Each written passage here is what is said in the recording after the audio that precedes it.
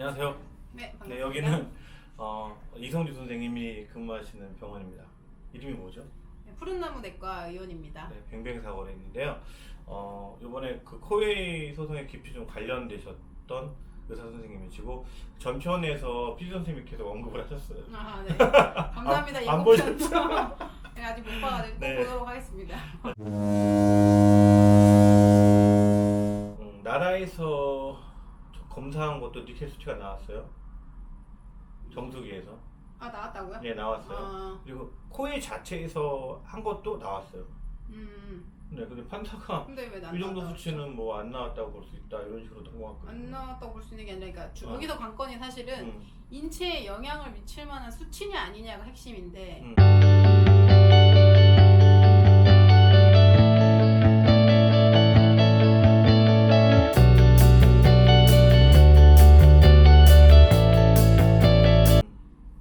수치가 안 나왔다고 하는 거는 조금 제가 그걸 보지 않아서 뭐라고 말을 못 하겠지만.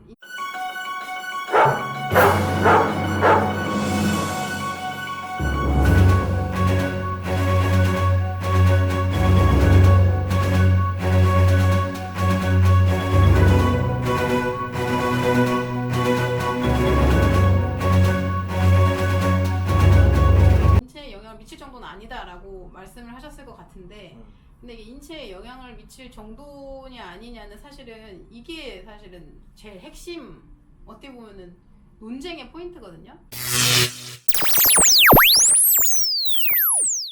왜냐면 어떤 사람한테는 그 수치가 굉장히 치명적이지만 어떤 사람은 그 수치가 아무렇지도 않을 수 있어요.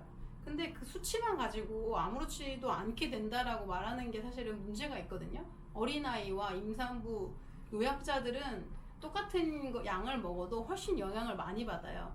왜냐면 체포 면적이 작기 때문에 그 영향과 그 피해가 큰데, 그 부분에 대해서 좀 더 객관화된 자료를 그럼 가지지 못했던 것이 좀 아쉽고, 저는 이제 소송에 참여하진 않았지만 뭐 일종의 의학적인 자문을 좀 드렸던 사람으로서 각자의 그런 걸 통계를 내야 된다. 계속 그렇게 얘기를 했거든요. 역학조사. 그렇죠. 그렇죠. 근데 이거는 피해자들끼리 하는데 조금 한계가 있고, 코웨이가 나서서 전수조사를 해야 된다라고 주장을 했는데 아무도 뭐 당연히 코웨이는 할 리가 없죠. 전수 수거했죠.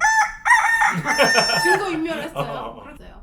왜냐면 이게 어떻게 보면 외국에서 보면은 엄청난 사건이거든요. 이 대국민 그때 그 저희가 이제 추산을 했을 때 그 판매량이 이렇게 조용히 지나갈 문제는 아니죠. 그 판매량이 7만 대. 7만 대면 1인 가구가 만약에 한 가구당 4명이라고 치면은 28만 명이 노출됐단 말이에요. 이거는 역학적으로 조사를 해야지만 확실하게 문제가 있다 없다를 말할 수가 있는 건데, 이거 페이퍼만 가지고 나중에 나온 그 기계만 가지고 검사를 했었던 거는 문제는 아니라고 저는 개인적으로 생각해요. 저는 의사로서. 여기서 의사로서 개인적인 의견을 한번 물어볼게요.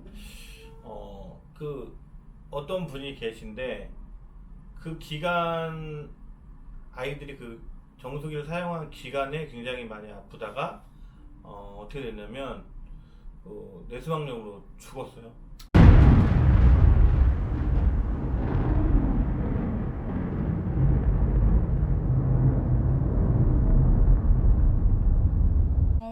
아이가. 네, 근데 그 전에는 그런 일이 없다가 그래 자기 딱 돌아보니까 그 기간이었던 거예요. 아팠던 기간이. 그러면은 이거는 상식적으로 좀 어느 정도 연관이 있다고 봐야 되지 않을까요? 근데 이거를 뇌수막염, 이 물 때문에 뇌수막염이 왔다 이렇게 하면 당연히 아니죠. 네, 그런데 그런 물은 우리 몸에 가장 기본적인 필요한 아주 너무나 핵심적인 가장 기본 영양소, 어떻게 보면 영양소죠. 영양소이기 때문에 물 가운데 그런 독이 있다면 당연히 우리 몸에 치명적인 영향을 미치고 면역력이 떨어질 거예요. 그래서 면역력이 떨어져서 사실은 뇌수막염이 웬간하면 안 걸려요. 우리의 정상적인 면역력으로는. 물론 어린 아이였고 면역력이 원래도 약한 상태였겠지만 뭔가 더 면역력이 낮은 상태가 됐기 때문에 그런 게 걸렸을 건데, 근데 문제는 뭐냐면 얘 때문에 이렇게 됐다라고 A, B, C가 있는데 A에서 B에서 C로 간다는 거는 성립이 되지만 A에서 C로 간다는 걸 성립하기가 굉장히 어려워요. 맞아요. 그래서 이게 인과관계를 증명하기가 어렵기 때문에, 그래서 전체적으로 조사를 하면 그 중에서 또 뭐 비슷한 사례가 있다든지 아니면 나는 이때 몰랐는데 이게 물 때문이었구나 이렇게 방금 말씀하신 것처럼 네. 뒤늦게 아시는 분들도 있을 거란 말이에요. 그래서 이거를 뭐 지금이라도 할 수 있어요. 사실 한다면 할 수 있어요. 뭐 이런 그거를 걸 계속 모아서 꾸준히 통계를 내야 우리 되는 이 거죠. 선생님이 주장을 하셨어요. 처음에 일어나자마자 그랬죠. 저 처음 그렇죠. 만나가지고 무조건 이건 전수조사를 해야 되고 전조해서 통계를 역학 내야 조사를 된다. 해야 된다. 막 우리는 왜냐면 막 그렇죠. 흥분하고 있어요. 그래서 이 사람 참 똑똑하네. 왜냐면 생각했죠. 의학이라는 것은 네. 어떻게 보면 사람은 기계가 아니란 말이에요. 사람은 기계가 아니기 때문에 식을 뭐뭐에 먹었어요. 근데 엄 선생님은 반응이 1밖에 안 가. 근데 난 2가 갈 수 있어요. 근데 우리 애기들은 5, 10, 10까지도 갈 수가 있다는 거죠. 뱃속의 태아는 더 갈 수도 있다는 거예요. 그런 것 때문에 이거는 이렇게 기계적으로 말해서 절대 안 되고 전수조사를 무조건 해서 통계를 내야 된다. 이 증상이 몇 프로, 이 증상이 몇 프로. 그래서 카페에서 일단 카페에 있는 사람들만이라도 통계를 내봤어요. 그랬더니 정말 알레르기, 복통이 대다수로 많았고 그 중에서 드물게 이런 뭔가 이렇게 면역력이 떨어져서 나타나는 증상들도 있었다는 거죠. 그렇기 때문에 이렇게 몇 명만 해도 이 정도인데 이거를 그 20몇만 명이 되는 사람을 다 확인을 한다면 그렇게 해서 나오면 이거는 맞다는 거죠. 근데 그거 어떻게 됐어요? 그때 역학조사한 거 논문 내셨잖아요.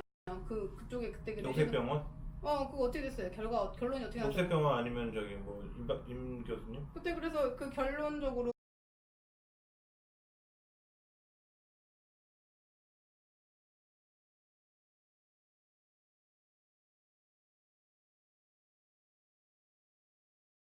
결론적으로 영향이 있는 걸로 나왔죠. 그래 영향 있는 걸로 나왔잖아요. 네, 네. 나왔어요. 근데 왜? 그거를 제출했을 거잖아요. 제출했죠.